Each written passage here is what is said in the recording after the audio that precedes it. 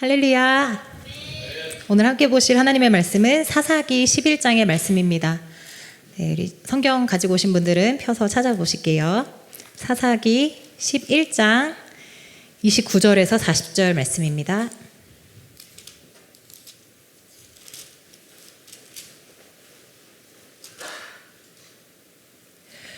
네, 사사기 11장 29절에서 40절 말씀인데 우리 다 읽지 않고 29절부터 33절까지 한 목소리로 읽도록 하겠습니다. 33절까지만 함께 읽겠습니다. 시작. 이에 여호와의 영이 입다에게 임하시니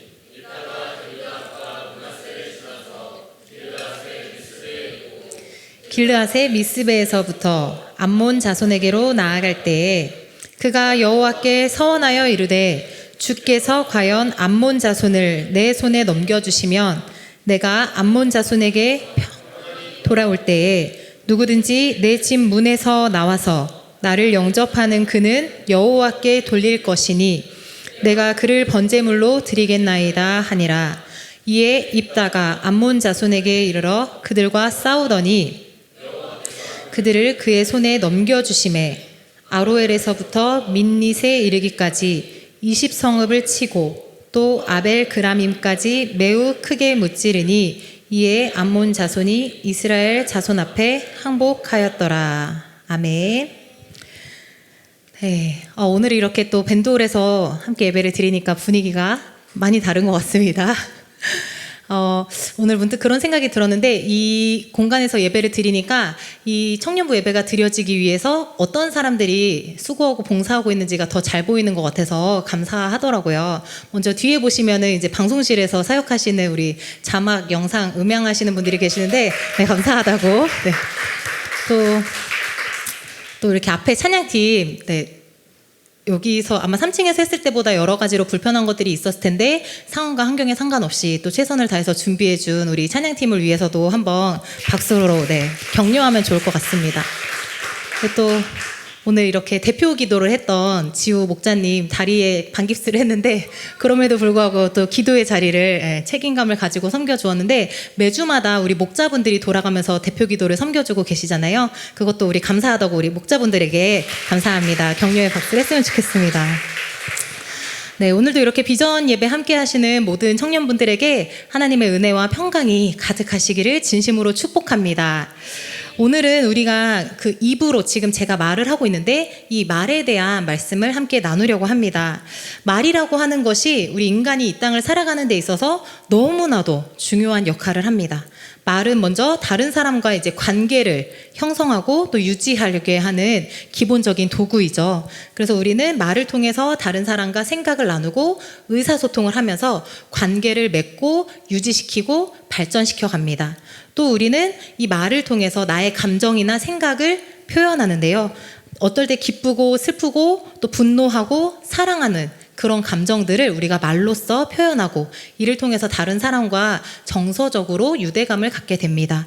또 말은 사회적으로도 규범과 문화를 만들어서 역사를 이어오게 합니다. 이 말이 없었다면 인류의 역사가 이렇게 오랫도록 지속되고 발전되지 못했을 것입니다.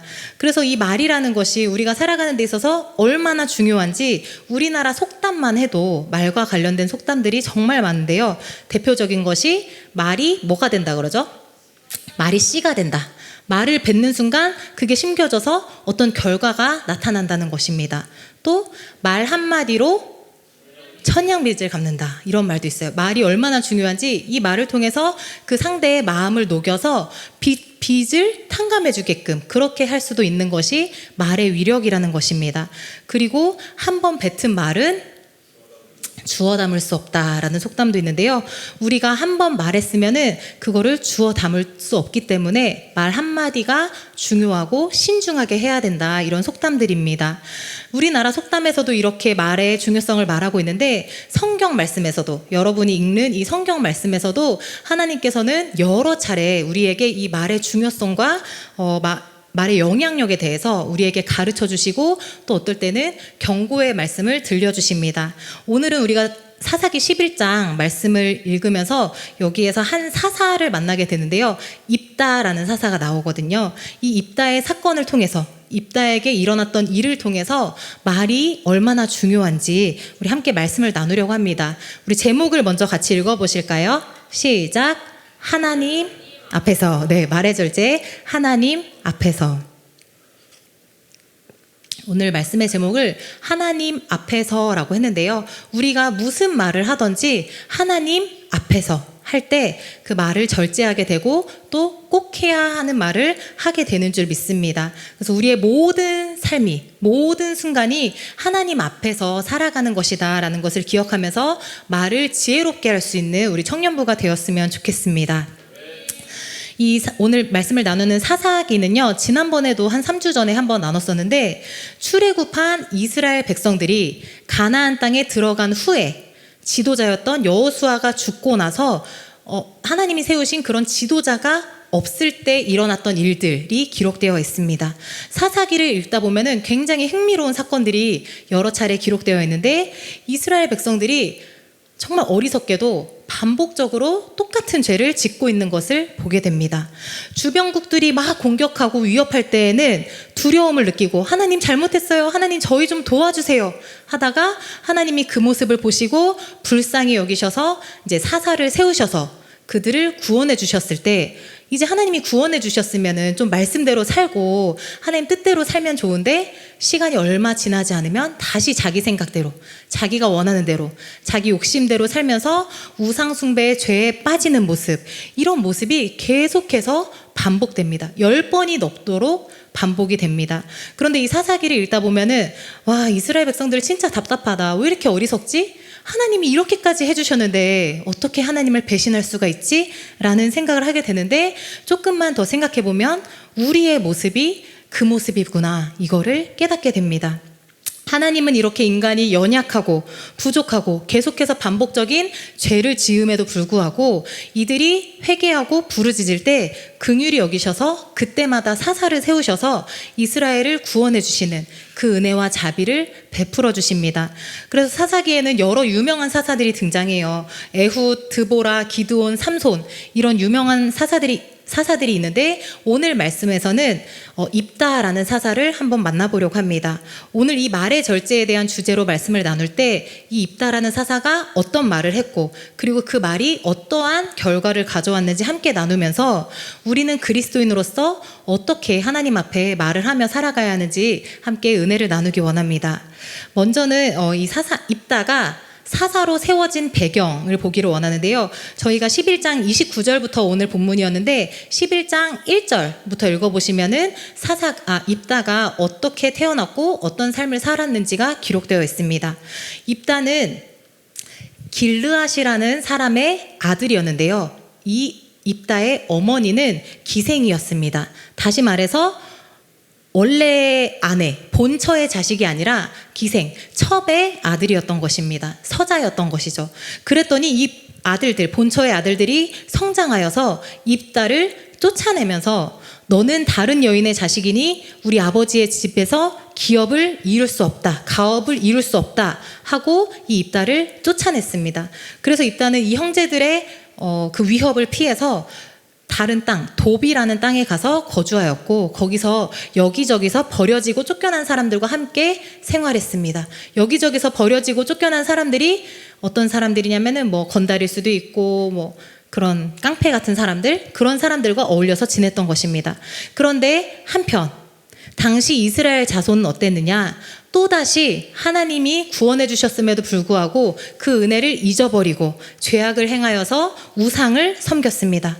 결국 하나님께서는 그 이스라엘을 지켜보시다가 참다 다시 한번 진노하셨고, 주변국인 블레셋과 암몬을 사용하셔서 이스라엘을 다시 공격하고 위협하게 하셨습니다.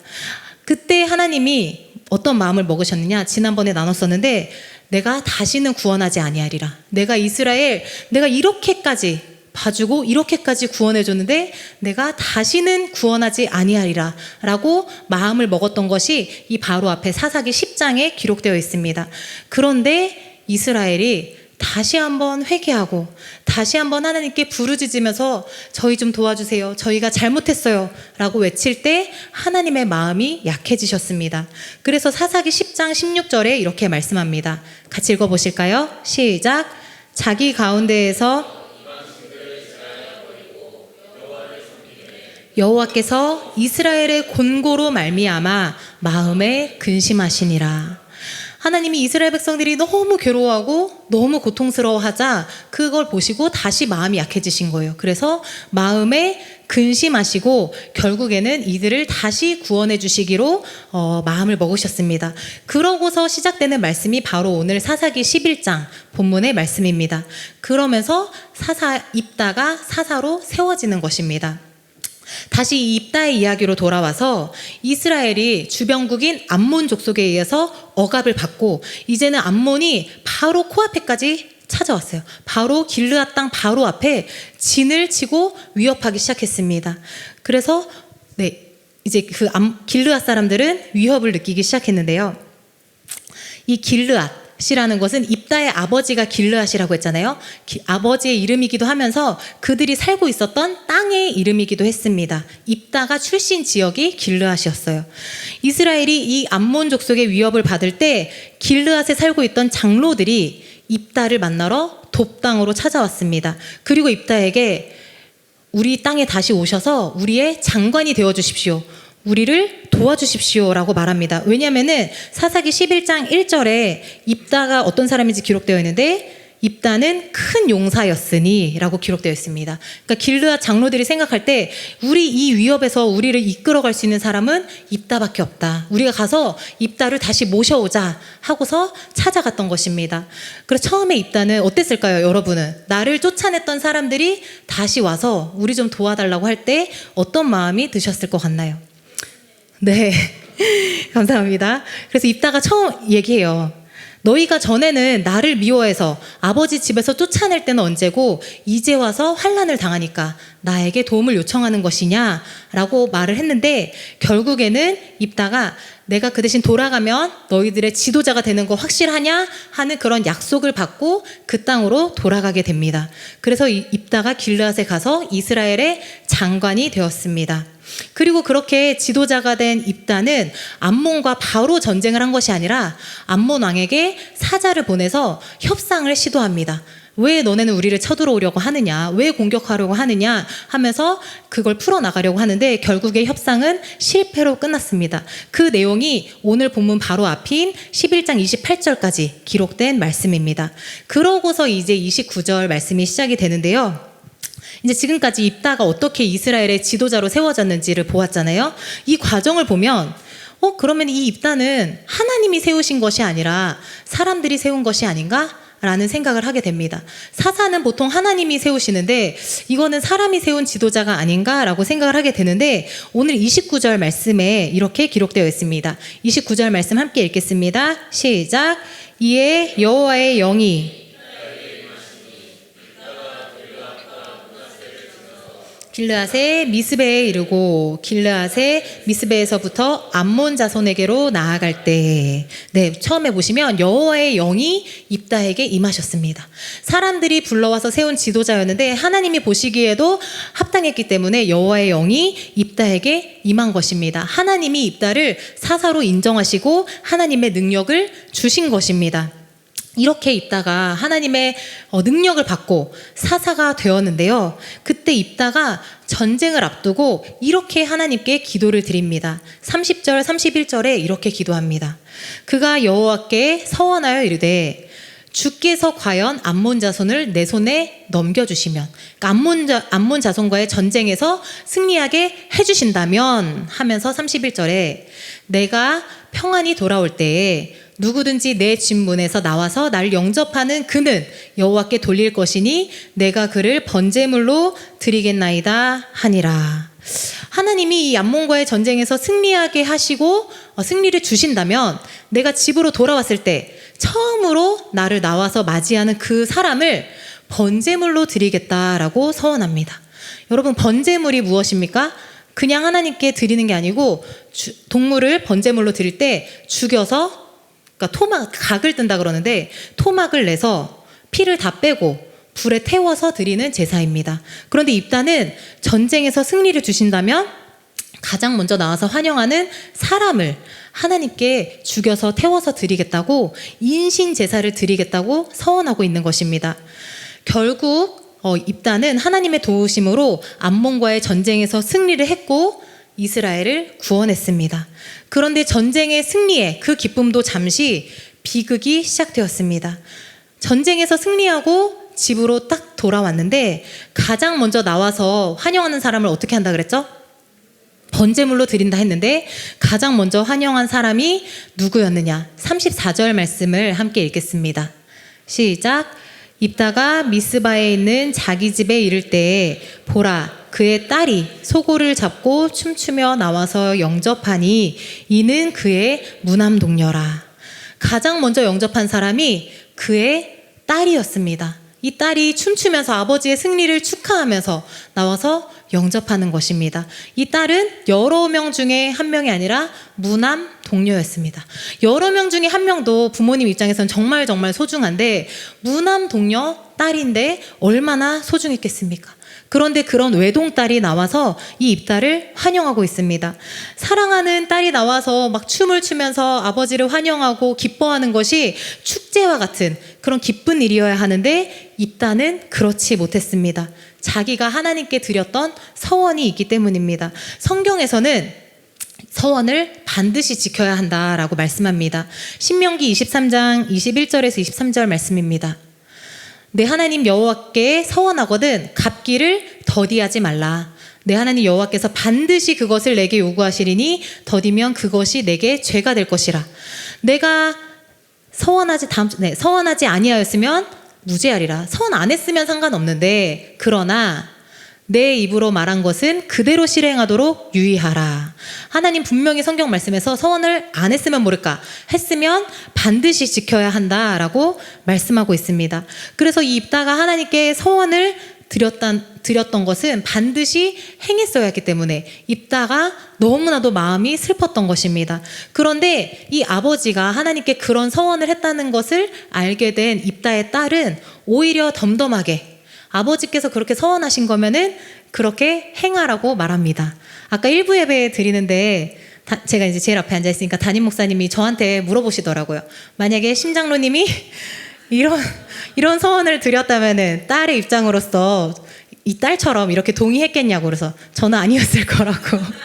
저는 정말 그건 아빠가 한 서원이고 그랬을 것 같은데 이 딸은 훌륭하게도 믿음의 자녀, 하나님의 말씀으로 성장했던 것이죠. 그래서 말씀대로 하나님께 서원했으면은 하십시오 하면서 그 대신에 내가 하나님께 번제물로 드려지기 전에 슬프니까 친구들이랑 2달간 산에 가서 슬퍼하고 돌아오겠다라고 요구를 한 후에 2달의 시간이 지나고 입다는 서원한 대로 자기 딸을 번제물로 바치면서 사사기 11장이 마무리가 됩니다. 이 내용이 오늘 이 사사기 11장 전체의 말씀인데요. 얼마나 성경 속에서도 참 잔인하고 비극적인 그런 이야기입니다. 입다는 하나님께 함부로 서원했고 다시 말해서 함부로 말하였고 그것은 아주 비극적인 결과를 낳았습니다. 그래서 오늘 이 말씀 속에서 우리가 말이 얼마나 중요한지 말이 어떤 능력이 있는지 함께 보기를 원하는데요. 첫째를 우리 같이 읽어보겠습니다. 시작. 우리가 말하는 것은 하나님께서 다 들으십니다. 하나님은 우리가 말하고 있는 것을 다 듣고 계십니다. 아무도 듣는 사람이 없는 것 같을 때에도 하나님은 듣고 계십니다. 입다가 전쟁을 앞두고서 하나님께 서원했죠. 내가 승리하고 돌아왔을 때 첫 번째로 나오는 그 사람 번제물로 드리겠습니다 라고 서원했는데 그 서원을 다른 사람 아무도 몰랐어요. 하나님께만 이야기했고 주변에 있는 사람 아무도 없었습니다. 그랬기 때문에 이 입다가 자신이 했던 그 서원 때문에 사랑하는 딸을 잃어야 했을 때 그 서원을 그냥 모른 척 했어도 충분합니다. 하지만 입다는 그렇게 하지 못했는데요. 아무도 못 들었으니까 이 서원 없던 걸로 이렇게 하면 좋은데 입다는 그렇지 못했어요. 왜냐하면은 사사기 11장 35절에 띄워주시겠어요? 마지막 부분에 보시면 내가 여호와를 향하여 입을 열었으니 능히 돌이키지 못하리로다. 입다는 하나님을 향한 믿음이 있는 사람이었는데 내가 정말 이 서원을 했던 것을 너무나도 후회하고 돌이키고 싶은데 여호와를 향하여 한 말이기 때문에 돌이킬 수 없다라고 말하는 것입니다. 입다는 비록 경솔하게 말하는 그런 실수를 범했지만 살아계신 하나님을 향한 믿음은 있었던 사람입니다. 이처럼 하나님 앞에서 하는 서원은 매우 중요하고 반드시 지켜야 하기 때문에 아주 신중해야 합니다. 성경에 보시면 서원 기도를 하는 내용들이 종종 있는데요. 예를 들면은 한나라는 여인이 아들이 없어서 슬플 때 하나님 저에게 아들을 주시면 이 아들을 하나님께 드리겠습니다. 근데 입다처럼 번제물로 드린다는 것이 아니라 주의 종으로 하나님의 나라를 위해서 살도록 그렇게 드리겠습니다 라고 서원을 했고 하나님은 정말 그 서원을 듣고 아들을 주셨죠. 그리고 한나는 그 약속을 지켜서 사무엘을 하나님의 전으로 보내서 선지자가 되게 하였습니다. 그런데 이런 서원 기도뿐만 아니라 우리가 하는 모든 말, 그냥 평소에 하는 모든 말들도 하나님께서 들으신다는 것을 기억해야 합니다. 민수기 14장 28절 말씀입니다. 같이 읽어보실까요? 시작. 그들에게 이르기를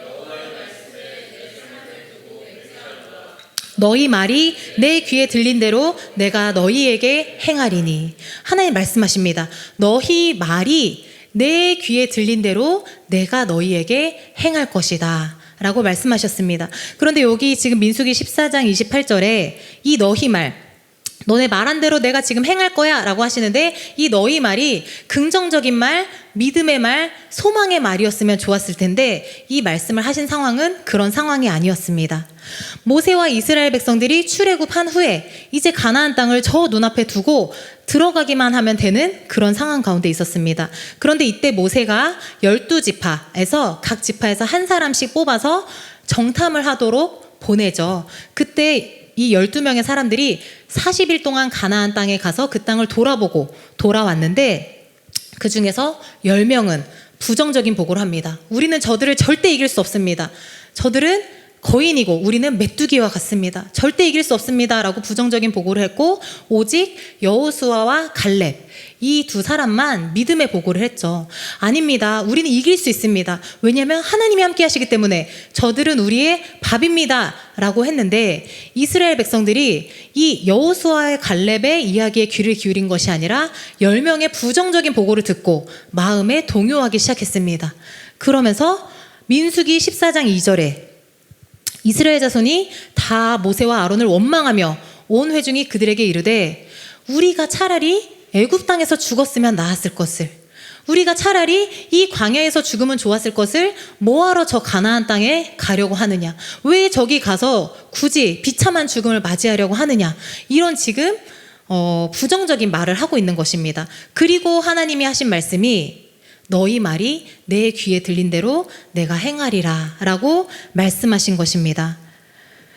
하나님은 이스라엘 백성들이 애굽에서 죽거나 광야에서 죽는 것이 차라리 나았을 것이다 라고 말한 것을 들으셨기 때문에 그 말대로 가나안 땅에 들어가지 못하고 결국에는 광야에서 다 죽게 될 것이다 라고 말씀하셨습니다.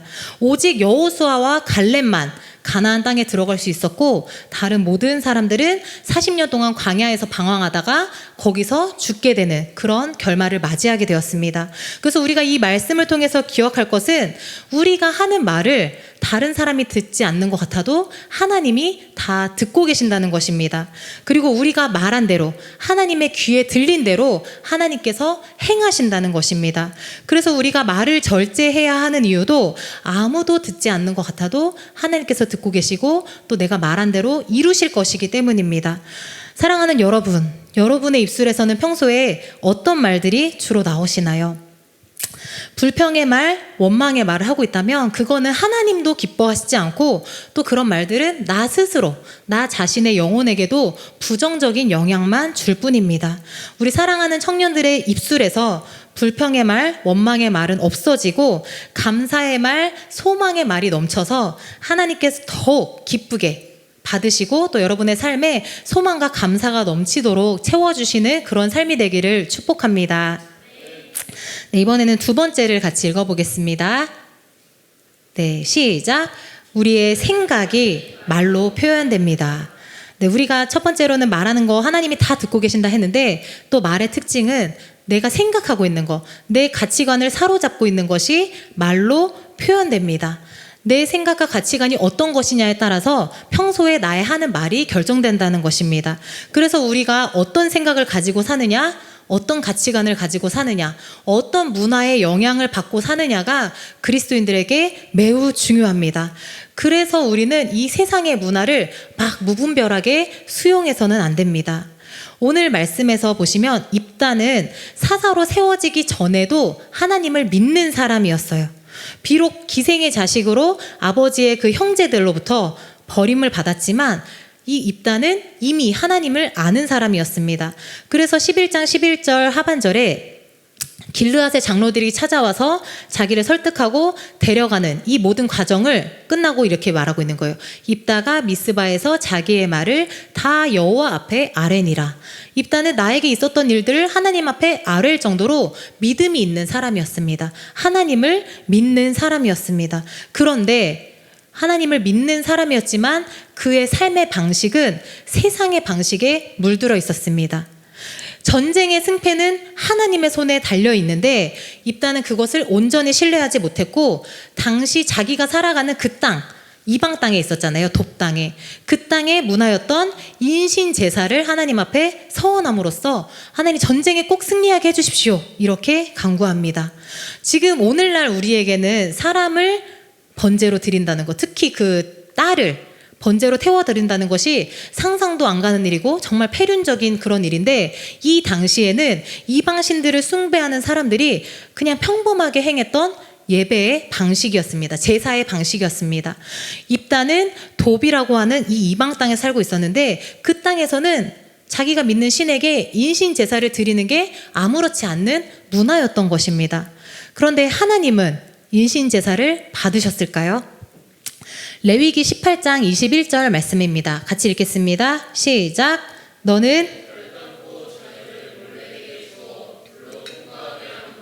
내 하나님의 이름을 욕되게 하지 말라. 나는 여호와이니라. 이 말씀 보시면 하나님은 결단코 불로 통과하게 하지 말라라고 하는데 이 당시에 이방 사람들이 섬기던 신 중에 몰렉, 바알 신이 있고 아스타로 신이 있고 이런 신들이 있잖아요. 근데 몰렉이라는 신을 숭배를 했는데 이 몰렉은 어떤 제사를 받냐? 자녀를 불에 통과하게 해서 태워드리는 제사를 받았던 것입니다. 그러니까 몰렉을 숭배하는 사람들은 자기 자녀를 불에 넣어서 숭배하는 그런 제사를 드렸었는데요. 하나님은 그것을 보시고 절대로 그런 인신 제사를 드리지 말라. 그것은 내 하나님 이름을 욕되게 하는 것이다 라고 하면서 하나님은 절대로 금하셨습니다. 그런데 입다는 하나님을 믿는 사람이었음에도 불구하고 하나님께서 전쟁에 승리하게 하시면 가장 먼저 나와서 환영하는 그 사람을 번제물로 태워드리겠다라고 한 것입니다. 입다의 만약에 생각 속에 하나님의 말씀, 하나님의 가치관으로 가득 차 있었다면 하나님이 무엇을 기뻐하시고 무엇을 싫어하는지 분별하면서 말했을 것입니다. 그런데 입다의 이 생각과 가치관 속에는 내가 하나님을 믿는 사람이었음에도 불구하고 생각과 가치관과 문화 속에는 그 우상 숭배가 자리 잡고 있으니까 그것을 문제로 여기지 못하고 아무렇지 않게 내가 그러면은 그런 인신 제사를 드릴게요 라고 표현했던 것입니다. 다시 한번 정리합니다. 입다가 하나님을 안 믿는 사람이었나요? 아닙니다. 하나님을 믿는 사람이었습니다. 그런데 그 삶의 방식은 하나님의 말씀의 방식이 아니라 세상의 방식에 물들어 있었기 때문에 세상의 방법을 무분별하게 수용해서 비참한 결과를 낳았던 것입니다. 우리들도 마찬가지입니다. 내가 이렇게 교회에 와서 예배드리고 나는 하나님을 믿는 사람이야. 나는 하나님의 자녀야. 나는 말씀대로 살아갈 거야 하면서도 세상의 가치와 문화에 물들고 있지는 않는지 우리 돌아보아야 합니다. 우리는 이 세상의 관습과 유행에 휩쓸리지 말고 오직 하나님의 말씀을 기준으로 해서 살아야 합니다. 우리의 삶의 기준이 되는 것은 어떤 도덕적 가치나 높은 수준의 윤리, 맞아, 사람이라면 그래야지 하는 그런 세상의 윤리를 따라 사는 것이 아니라 오직 하나님의 말씀을 기준으로 살아야 합니다.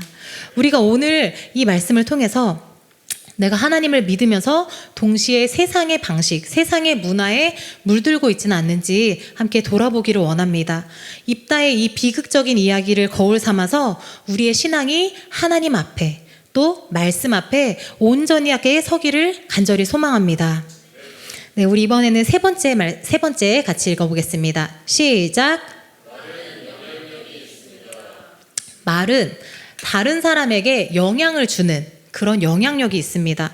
내가 그냥 평소에 아무렇지 않게 하는 말일 수 있는데 그 말이 다른 사람에게 긍정적이든 부정적이든 영향을 줄 수 있다는 것을 꼭 기억해야 합니다.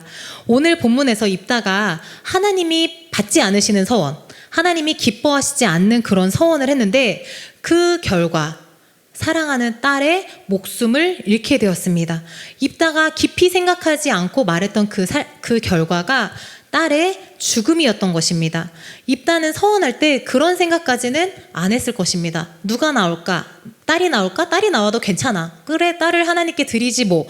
이렇게까지 생각하지 않고 그냥 자기 입장에서 서원을 했습니다.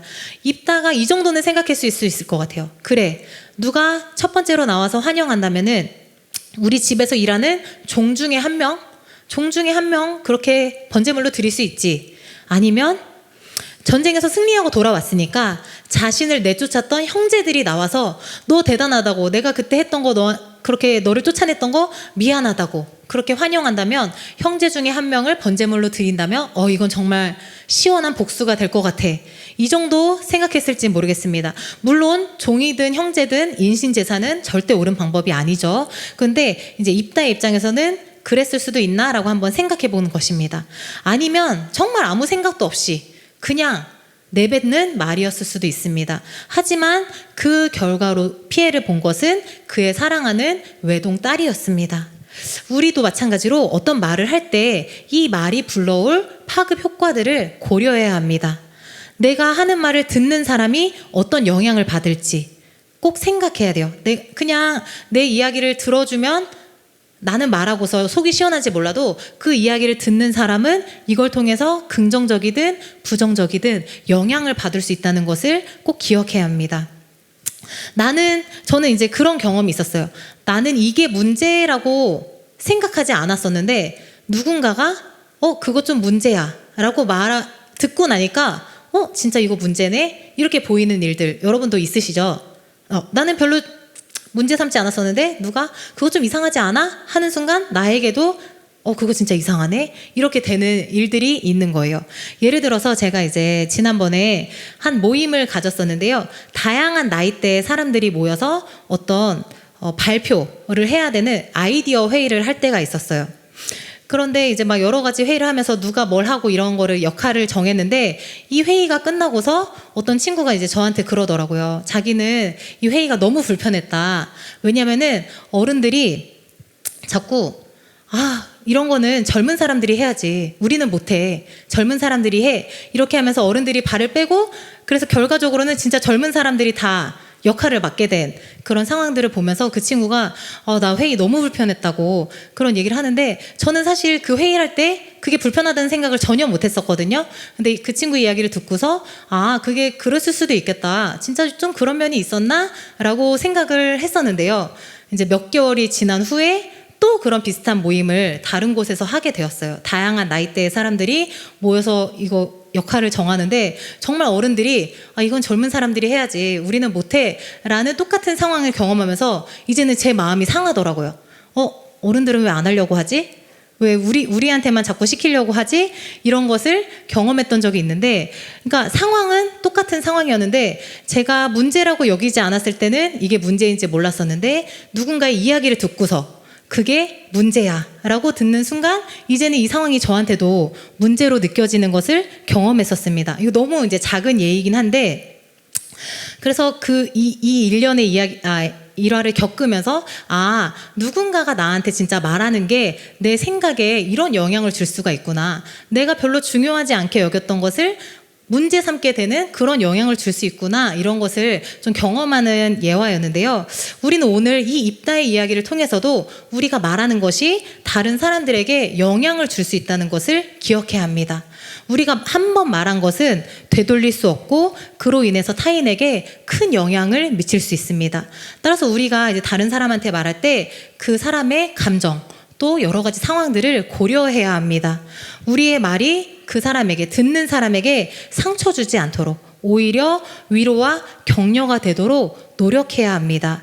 우리는 하나님 앞에 살아가는 사람으로서 내가 한 말에 대해서 책임을 져야 되고, 우리의 말이 다른 사람에게 상처 주거나 해를 끼치지 않도록 늘 주의해야 합니다. 예수님께서는 마태복음 12장 36절에 이렇게 말씀하셨습니다. 같이 읽어보실까요? 시작. 내가 심판날에 이에 대하여 신문을 받으리니. 예수님 말씀하셨어요. 너희가 무슨 말을 하든지 심판날에 신문을 받는다. 얼마나 좀 두려운 말씀인 것 같은데요. 우리가 말한 것을 가지고 나중에 하나님께서 물으신다는 것입니다. 너 왜 그런 말을 했느냐고. 그래서 우리가 하는 말을 주의해야 하고, 우리의 한마디 한마디가 중요하고, 또 그 사람, 다른 사람에게 영향을 줄 수 있고, 그 책임 또한 우리가 져야 한다는 것을 반드시 기억하면서 말을 잘 절제할 수 있는 우리 청년부가 되기를 소망합니다. 이제 말씀을 마치려고 합니다. 우리 찬양팀 나와주시고요. 여러분 잘 알다시피 우리가 글을 쓰잖아요. 글은 쓰고 지우고 다시 쓰고 이렇게 수정할 수 있지만, 말을 뱉은 것은 돌이킬 수가 없습니다. 오늘 입다도 아까 함께 읽었었는데, 사사기 11장 35절에 내가 여호와를 향하여 입을 열었으니 능히 돌이키지 못하리로다 라고 고백합니다. 우리 그리스도인들은 세상과는 다르게, 세상 사람들과는 다르게 하나님 앞에서 살아가는 사람들입니다. 우리는 하나님 앞에서 살아가기 때문에 우리의 입술을 주의해야 하고 우리가 말하는 것을 절제해야 합니다. 하나님을 믿는 동시에 세상의 문화를 받아들이는 것이 아니라 세상의 문화 속에서도 하나님의 뜻을 분별하도록 늘 깨어 있어야 합니다. 우리 여러분 혹시 코람데오라는 말 들어보셨나요? 네, 띄워주시겠어요? 코람데오라는 말이 있는데 라틴어로 하나님 앞에서 라는 뜻입니다.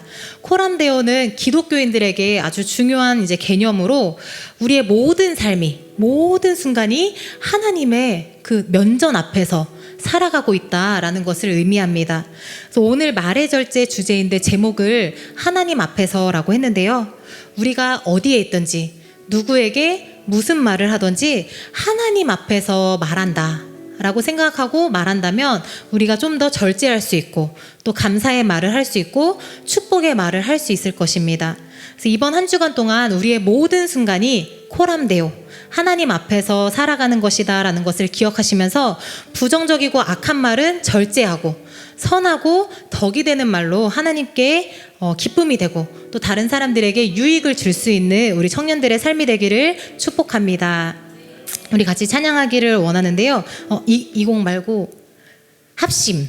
네, 합심 우리 오늘 같이 했던 찬양인데 같이 고백하도록 하겠습니다.